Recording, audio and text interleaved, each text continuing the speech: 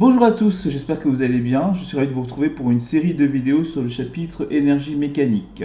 Alors, ce chapitre normalement se divise en 3 parties, mais on fera 4 vidéos parce que la première partie est très grande. Il y a beaucoup de choses à savoir, donc du coup, ce qu'on va faire, c'est qu'on va essayer de la couper en 2.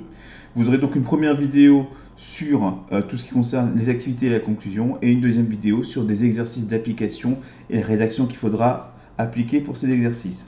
Je vous conseille de vous munir de votre cahier de physique pour pouvoir prendre les notes tout simplement, mais aussi pour pouvoir recopier la conclusion au moment où il faut la recopier et éventuellement faire les exercices au moment où vous pouvez vous essayer de vous entraîner à les faire. Donc je vous retrouverai en fin de séquence pour faire le point.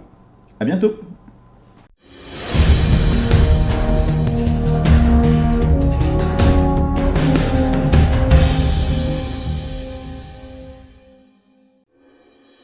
Donc nous allons commencer la partie énergie et conversion par le chapitre sur l'énergie mécanique.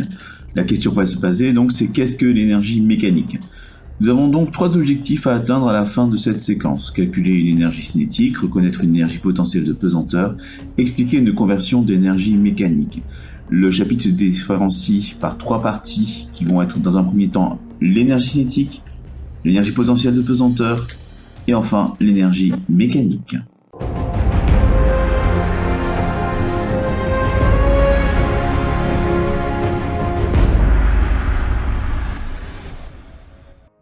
Nous allons d'abord commencer par une activité sur qu'est-ce que l'énergie cinétique. Je vous conseille juste de prendre une feuille et de noter les informations importantes par rapport aux vidéos, par rapport aux animations que vous verrez pendant cette activité. D'accord?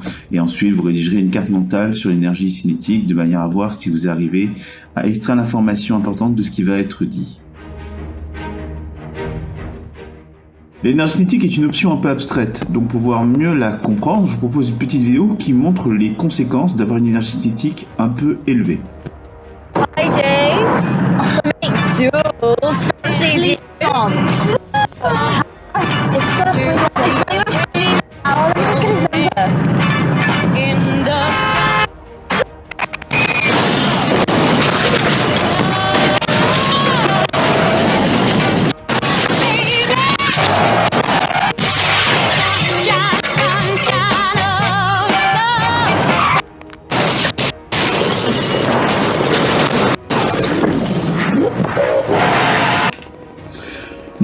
L'énergie cinétique en fait est une énergie qui est liée au mouvement et que les conséquences sont assez impressionnantes quand une énergie cinétique est très élevée. Cette campagne vient en fait d'une campagne de sensibilisation contre l'utilisation du téléphone au volant.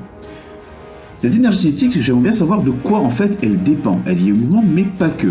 Nous allons donc pouvoir passer aux vidéos suivantes pour essayer de mieux comprendre quels sont les facteurs qui influent sur l'énergie cinétique. Voyons tout d'abord si elle dépend de la masse.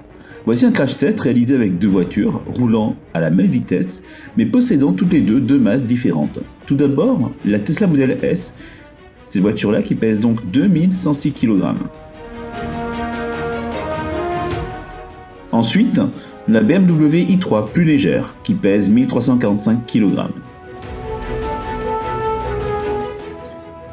On constate que plus la masse augmente, plus le choc est violent, et donc plus l'énergie cinétique du véhicule devrait être élevée. On suppose donc que l'énergie cinétique dépend donc fortement de la masse. Plus un objet est lourd, plus son énergie cinétique sera importante. Voyons maintenant si elle dépend de la vitesse. Voici donc un crash test réalisé avec cette fois-ci un même véhicule, mais roulant à des vitesses différentes, 28, 56 et 112 km/h.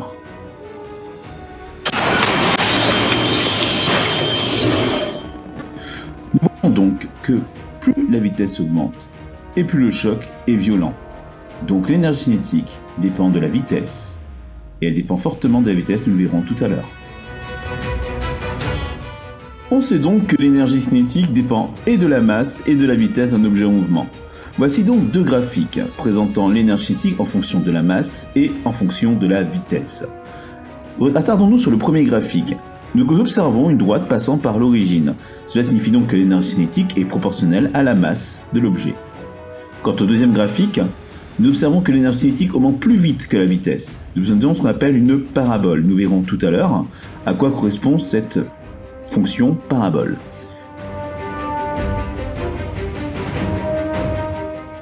En résumé, si on devait rédiger une formule pour l'énergie cinétique, 2 grandeurs sont forcément à y mettre.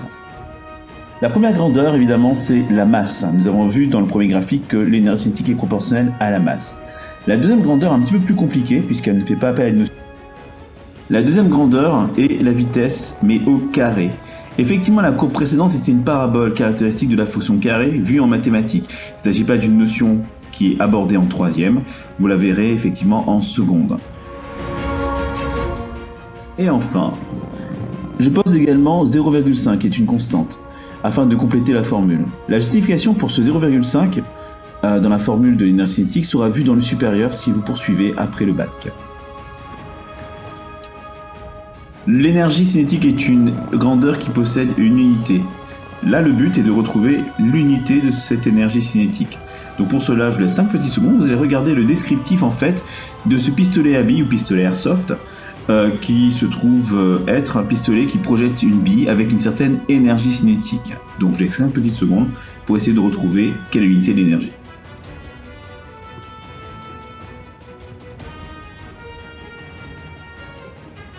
Vous l'avez trouvé ? Elle se trouve ici. L'énergie cinétique des billes à la sortie du pistolet est de 1,8 joules. Attention, joule, qui correspond donc à l'unité de l'énergie cinétique, est en lien avec celui-là, le physicien James Prescott Joule, qui est né en 1818 et mort en 1889. Ça n'a rien à voir avec... Je vous propose maintenant de voir comment cette énergie cinétique peut être convertie. Alors il y a 2 façons de convertir de l'énergie cinétique. L'énergie cinétique est liée à la vitesse. Vous avez une vitesse, vous roulez. Il y a 2 façons ensuite pour que cette énergie cinétique soit arrêtée. Tout d'abord, vous pouvez vous arrêter par freinage. C'est une méthode toute simple. On freine, l'énergie cinétique est alors convertie au niveau des disques de frein sous forme de chaleur. Les disques vont se serrer et de la chaleur va se dégager et donc l'énergie cinétique aura été convertie en énergie thermique. Mais il y a aussi une autre façon de s'arrêter. Votre énergie cinétique, elle est convertie en énergie de déformation lors d'un choc. Toute l'énergie cinétique qui était à l'intérieur de votre véhicule et qui a été accumulée à cause de la vitesse que vous avez est donc transférée sous forme de déformation au véhicule et accessoirement aux passagers aussi. Faisons maintenant un petit peu d'ASSR pour voir quelle est l'importance de l'énergie cinétique. Prenons un véhicule qui roule tranquillement. Soudain, un chat mignon apparaît sur la route. Entre le moment où vous voyez l'obstacle et que vous appuyez sur la pédale de frein, le véhicule va parcourir une distance qu'on appelle la distance de réaction DR. C'est-à-dire qu'il va parcourir une distance pendant que votre cerveau se dit « Ah, il va falloir peut-être que j'appuie sur la pédale de frein ». De base, on part du principe que ce temps de réaction est de 1 seconde. Et évidemment, ce temps de réaction, malheureusement, n'est pas forcément de 1 seconde, il dépend des individus, mais il dépend aussi beaucoup de choses qui peuvent contribuer à l'allonger, notamment la fatigue, la prise d'alcool, ou les drogues. Une fois que vous appuyez sur la pédale de frein, le véhicule ne s'arrêtera pas tout de suite.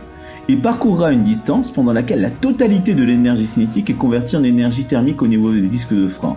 Cette distance parcourue s'appelle la distance de freinage. Cette distance de freinage dépend de plusieurs choses. Elle peut dépendre de l'état des routes, des pneus ou du fait qu'il pleuve ou pas. La somme des 2 distances parcourues constitue la distance totale d'arrêt. Cette distance d'arrêt est donc égale à la somme des distances parcourues pendant le temps de réaction et la distance de freinage. En d'autres termes, la distance d'arrêt DA est égale à la distance de réaction DR plus la distance de freinage DF. Où intervient alors l'énergie cinétique ? Elle intervient sur la distance de freinage. Prenons un véhicule qui roule à 20 km/h et qui parcourt cette petite distance de freinage. Multiplions alors sa vitesse par 20. Au lieu de rouler à 20 km/h, il roulera à 40 km/h. Que constatons-nous ? Nous constatons que sa distance de freinage a été multipliée par 4. Si cette fois-ci, au lieu de rouler à 20 km/h, il roule à 60 km/h, c'est-à-dire que nous multiplions la vitesse par 3, sa distance de freinage, cette fois-ci, est multipliée par 9. Or, grand génie des mathématiques que vous êtes, 2 au carré c'est 4, 3 au carré c'est 9. C'est intéressant parce que c'est là qu'intervient le carré donc au niveau de la vitesse, dans la formule que nous avons vue tout à l'heure, EC est égal à 0,5 fois la masse fois la vitesse au carré. Ce carré donc a une énorme importance. En d'autres termes, quand vous décidez d'augmenter légèrement la vitesse de votre véhicule, la distance de freinage est augmentée au carré de l'augmentation de cette vitesse. Cela veut dire tout simplement que plus vous roulerez vite, plus la distance de freinage sera d'autant plus importante.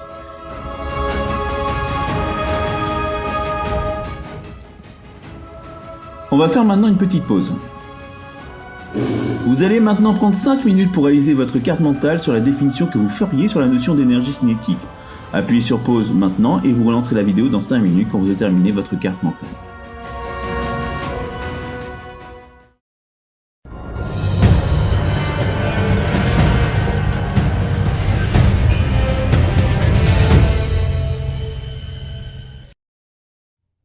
Je propose maintenant une correction de la carte mentale. Alors au centre de la carte mentale, évidemment, on met le thème principal. Nous voulons de la définition de l'énergie cinétique. Donc l'énergie cinétique qu'on notera EC est au centre de la carte mentale. L'énergie cinétique, nous avons vu, elle est liée au mouvement d'un objet ou à son absence de mouvement. Elle dépend donc de deux choses, de la masse de l'objet ainsi que de sa vitesse. Non ? Que, ensemble, ils forment une formule qu'on écrira EC est égal à 0,5 mv carré, ce qui correspond à l'énergie cinétique, est égal à 0,5 fois la masse fois la vitesse au carré. Qui dit formule dit unité, on n'oublie pas la masse dans le système international a pour unité le kilogramme, la vitesse a pour unité le mètre par seconde. Quant à l'énergie, on l'avait vu tout à l'heure, elle s'exprime en joules. Nous allons voir maintenant en quoi peut être convertie cette énergie cinétique. Tout d'abord, elle peut être convertie en énergie de déformation, notamment lors d'un choc. Mais elle peut être aussi convertie en énergie thermique au niveau des disques de frein, lors de l'arrêt par freinage d'un véhicule. Or, de cela, on en déduit qu'elle est liée à la distance de freinage, et nous écrivons la formule que nous avons vue tout à l'heure. La distance d'arrêt d'un véhicule, c'est la distance parcourue pendant le temps de réaction, plus la distance de freinage. Nous pouvons donc commencer à écrire la conclusion. Donc, mes élèves, prenez un cahier et écrivez donc la conclusion ci-dessus. L'énergie d'un système est une valeur qu'on associe à partir des valeurs qui le caractérisent. On appelle énergie cinétique l'énergie liée au mouvement d'un objet. On la note EC et elle s'exprime en joules, qu'on note J. Elle augmente avec la vitesse de l'objet et sa masse. La relation donnant l'énergie cinétique d'un objet est EC est égal à 0,5 mv carré. Avec EC c'est l'énergie cinétique en joules, la masse m doit être en kilogrammes et la vitesse v doit être en mètres par seconde. Lors de l'arrêt d'un véhicule par freinage, son énergie cinétique est essentiellement convertie en énergie thermique au niveau des freins. Lors d'un accident, l'énergie cinétique du véhicule engendre sa déformation et celle des objets heurtés. Il y a donc conversion en énergie de déformation. Cela peut évidemment occasionner des blessures aux passagers, voire leur mort. La distance totale d'arrêt d'un véhicule, qu'on notera dA, est égale à la somme de la distance parcourue pendant le temps de réaction dr et de la distance de freinage df. En résumé, dA est égal à dr plus df. Avec dA, distance totale parcourue par le véhicule depuis la vue de l'obstacle jusqu'à son arrêt complet, dr, la distance parcourue pendant le temps de réaction du conducteur entre le moment où il voit l'obstacle et le moment où il appuie sur la pédale de frein, et enfin df, la distance de freinage du véhicule qui commence à l'appui de la pédale de frein jusqu'à l'arrêt complet du véhicule, et correspond donc à la conversion totale de l'énergie cinétique en énergie thermique. Nous avons terminé la vidéo sur les activités et la conclusion, donc je vous laisse comprendre bien dérouler tout ça. La prochaine vidéo est sur l'exercice d'application, donc je vous dis tout à fait pour ces exercices. À bientôt.